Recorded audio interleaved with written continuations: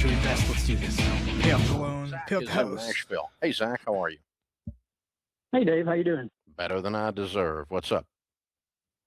Thank you for taking my call. Okay, my question is, me and my wife, we are both in our early 30s. I'm currently 34. She's 32. We're pretty well debt-free. I guess my question is, I owe $80,000 on my house right now. I'm in the position to pay it off.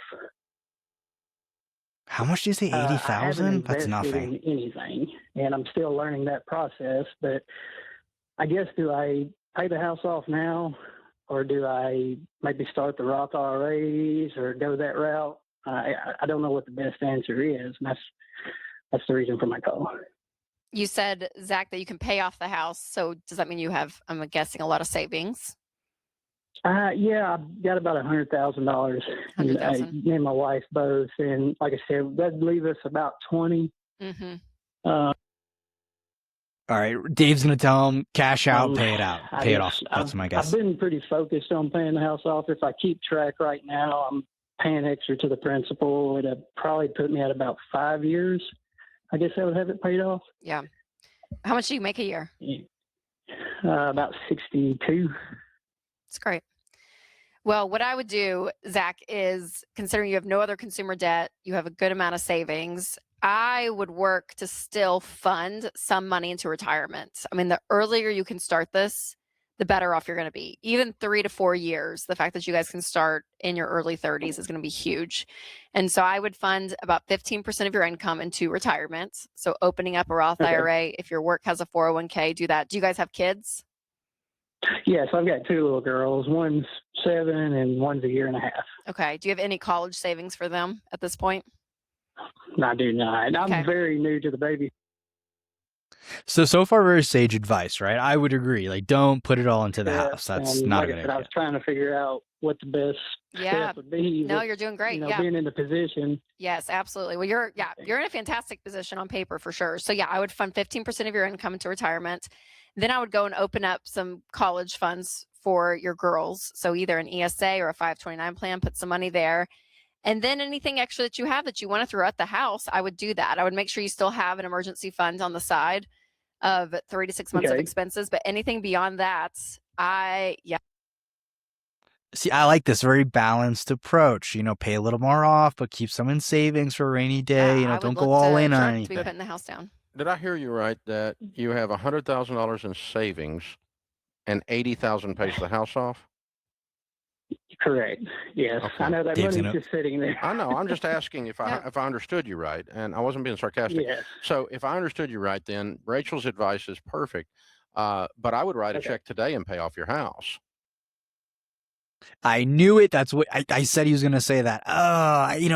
There is that peace of mind of having the house paid off. I just, it's not purely a financial decision, right? Like knowing you owe nothing and the house is yours. That there is peace in that, man. Okay, and that's kind of been my question. Yeah. Then the other 20,000 moves over into your emergency fund, and then out of your income without a house payment, boom, right? Yes. Now, in your monthly budget, you set up a draw going into your 401k or your Roth IRAs like Rachel's talking about, or your company's plan or whatever, or sit down with a SmartVestor Pro, and you may want to sit down with them anyway, and then have, if you just start $100 a month per kid, it would go a long way towards their college as young as your kids are. And so, I'd sit down and get at least $100 a month going per kid, and at least 15% of your income going towards retirement. It's huge, right? If your kids come into school and even if you have like an extra 15, 20 grand for them, right, that you saved up over time. My brother, I think he put like $100 per year in just for their like book supply. So they have like $4,000 or $5,000 for that. It's not to say it's the end all be all, but man, does it help, right? For those of us who came into school with zero or any other payments in the world, you're going to have plenty of wiggle room in this budget to do that. Yeah, and that's kind of been my question is like, because it frees me up a lot once I pay the house off. Yep. And I just didn't know if that was the best move. Let me just tell you, I've been doing this 30 years, and I've been telling people for 30 years to pay off their house every chance I got.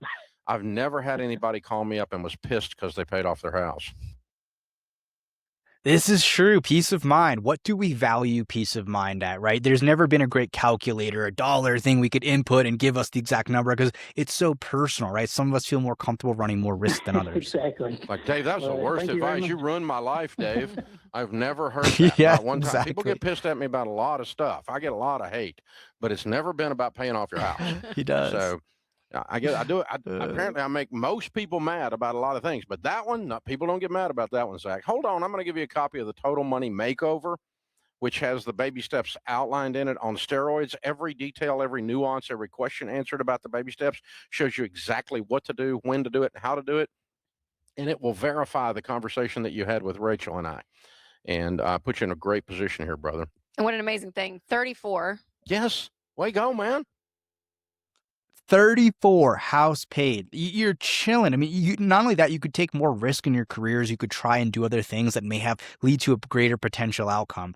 You can't do that if you got a huge payment Paid for coming house over your head every tomorrow. month. Zach, Ding. if you wanted. Just like Crazy. that.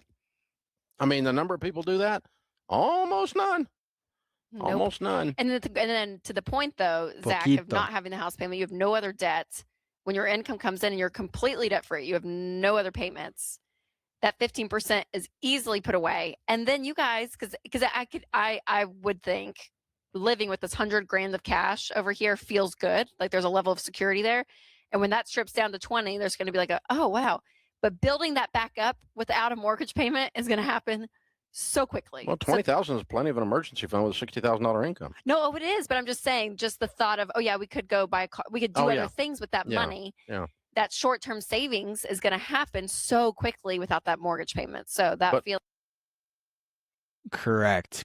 I mean, think about it. Look how good a position he's in, and he's only making $60,000 a month. This is real proof that you don't need to make a ton of money to lead a financially successful life. This is what it is. Cool. 32 to 62, 32 to 67, 35 years. If he just invests, if he never gets a raise. Now, if you go 40 years at your job and you never get a raise, you're a loser. Okay.